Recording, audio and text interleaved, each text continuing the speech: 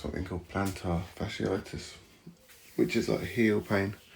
I've had this before in the past, so I'm not going to walk far today.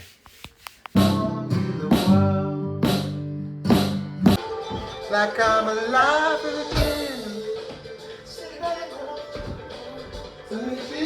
Cool. Bit of a different start to the morning today.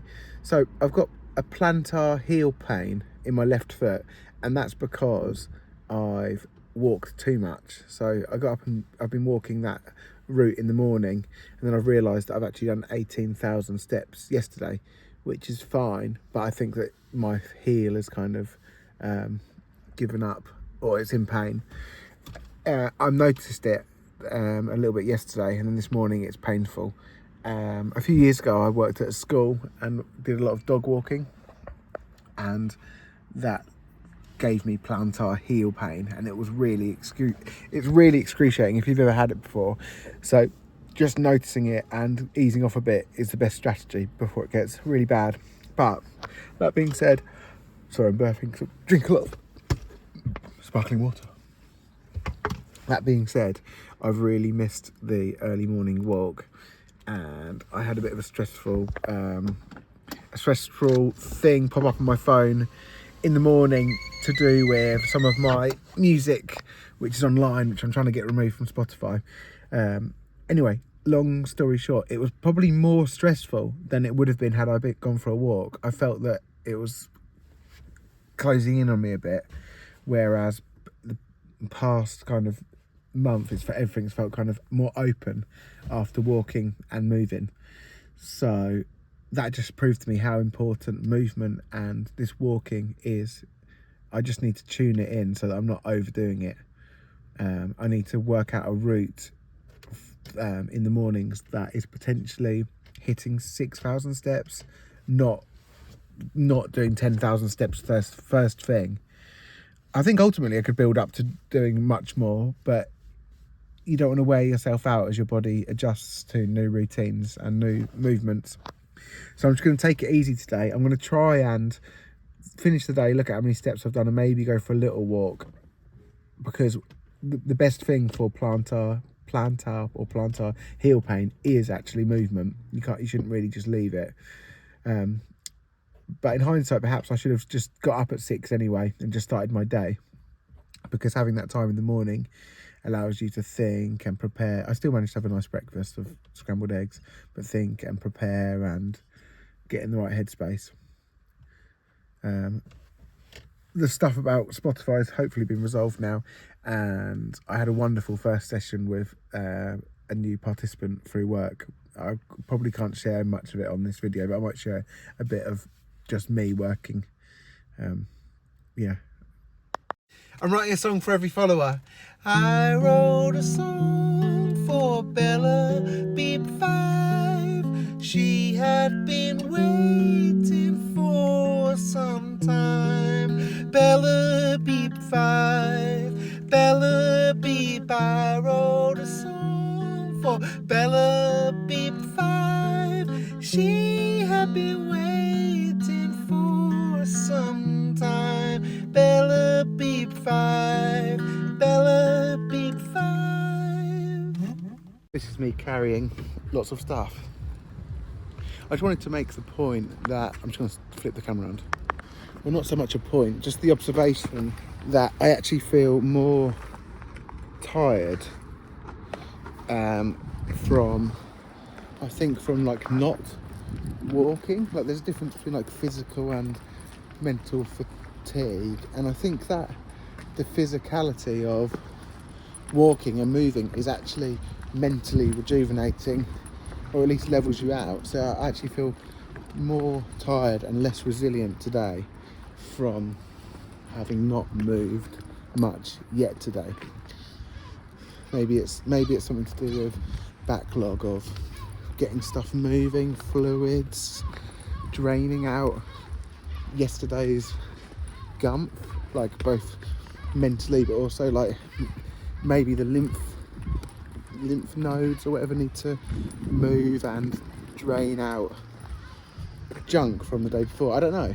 but it's just interesting that moving less actually causes tiredness.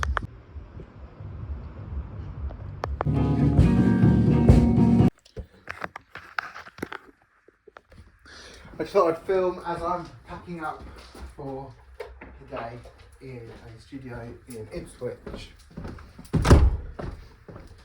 My foot appears to be a lot better. I think it was a good idea to rest it this morning, but I'm going to try and get some steps in for my sins when I get home. Hang on, this isn't going to work. It's going to be too scatty. I'll stop this here. This is how you play My Love Lasts Forever by Like a Plastic Flower by Genghis Khan.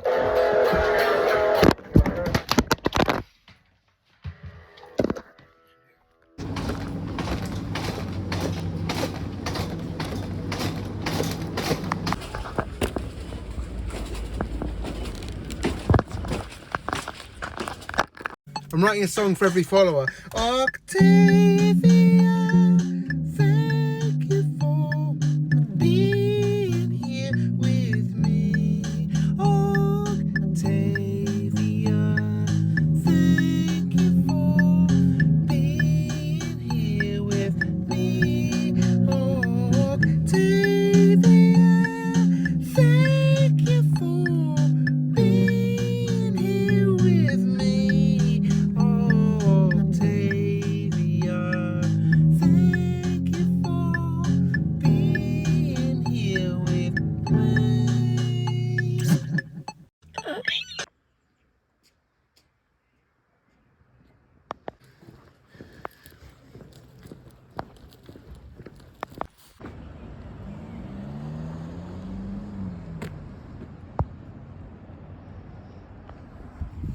I mean, that's just from the view from the car park.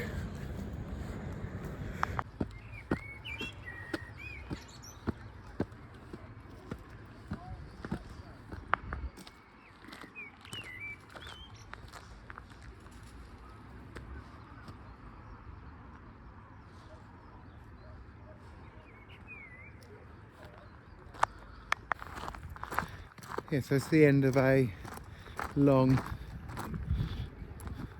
train behind me there. Long and, yeah, ultimately joyous day, I suppose, of work. I feel so privileged to do the work that I get to do with young people, and I found that this Easter break and these changed habits of mine have led to better facilitation on my part. I feel as though I'm more present and generally just have more capacity and resilience. Not that I necessarily have like I'm able to give more of myself more of the time. Granted, this is the first week back, so, but yeah, I feel like I've got more headspace, I suppose. And I think it's really interesting that this morning I felt quite stressed out by an issue that was not beyond my control, but not necessarily anything that I could do something about right there and then. And through some thought and kind of conscious breathing, I suppose, like in through the nose, deep breath, and breathing it out, these techniques that I've been learning on these courses I've been on, I was able to kind of let the agitation go.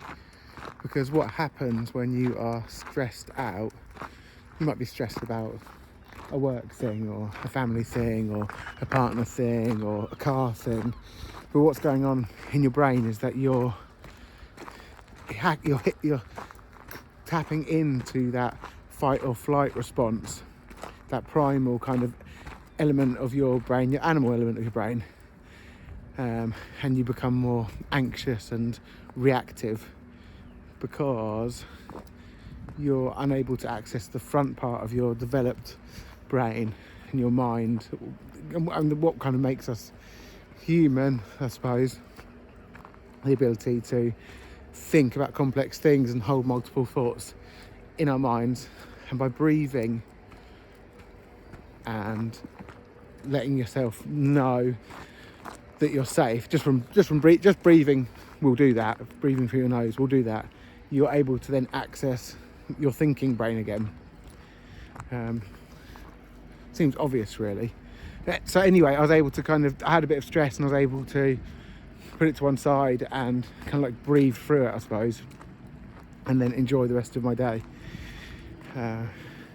Yeah, now I'm out here just picking up the rest of my steps for the day and enjoying the beautiful scenery that I'm blessed to, well, not blessed, I don't believe in blessed, the beautiful scenery that I'm lucky enough to live inside of, live around. Yeah, these clouds and stuff like that behind me. So I'm probably going to do a little lap, head home, and just kind of like chill out, I think, tonight.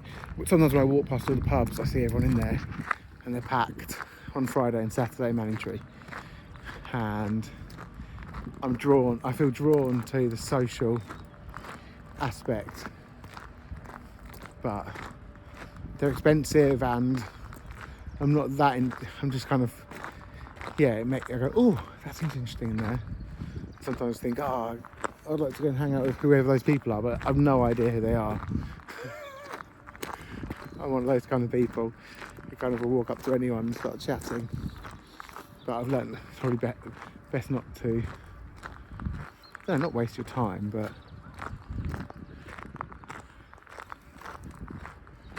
yeah, I don't know where I'm going with this one. Just enjoying myself right now, that's all.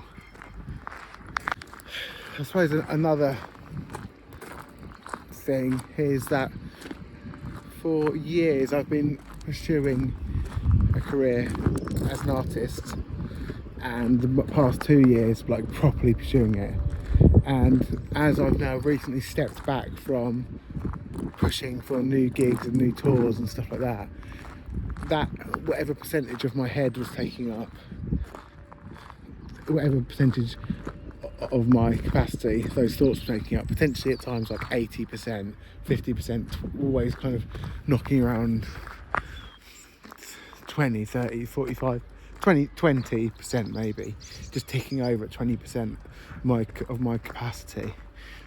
Letting that go has enabled me to really open my mind to other things in the world, and that I am able to experience as part of my waking daily life. And I feel like I'm really enjoying life at the moment, because I think I am more present in the moment, because I am walking and moving around within the environment that I live in, and noticing and focusing and letting things be. Yeah. So there. I just bumped into someone who, I don't know if I've ever shown you this before, but they're from the Frankenberg Society in Manningtree, which is a town twinning society. So Manningtree's twinned with a town called Frankenberg in Germany. And when I was on the town council, I helped to facilitate the installation of a commemorative bed commemorating, I think it might have been 50 or 100 years of the town twinning partnership.